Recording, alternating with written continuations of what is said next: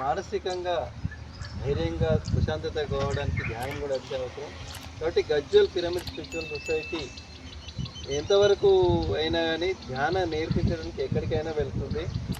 First 2002 సంవత్సరంలో ఇక్కడ ప్రారంభమై ఈ విత్తనం సిద్దిపేట, తర్వాత మెదక్, సంగారెడ్డి, కామారెడ్డి ఈ ఏరియాలే కాకుండా నిజామాబాద్, తర్వాత సోలాపూర్, తర్వాత ఛత్తీస్గఢ్, రాయకల్, కంది, నారాయణఖేడ్, కంటి, అలాగే గుజరాత్ అక్కడి వరకు ధ్యాన ప్రచారం గజ్వేల్ పిరమిడ్ స్పిరిచువల్ సొసైటీ ద్వారా జరిగింది.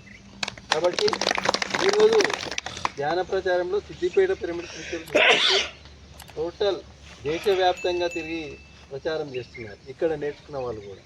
ఎందుకంటే ఆ ఒక్క విద్య ఏదైతే ఉందో ఆ విద్యను నేర్చుకున్న వాళ్ళు ఎవరైనా కానీ వాళ్ళు డెవలప్ అయిన విధానంను బట్టి వాళ్ళ పురోగతి చెంది ఆ విధంగా ఇతరులకు విద్య నేర్పించడం ద్వారా అది ఎదుగుతుంది. కాబట్టి మనం నేర్చుకున్న విద్య ఏదైతే ఉందో ఆ విద్యను అందరికీ నేర్పించడమే ఉపాధ్యాయులు మనకు ఏదైతే నేర్పించారో అలా ప్రతి ఒక్కరూ మనం నేర్పించాలి.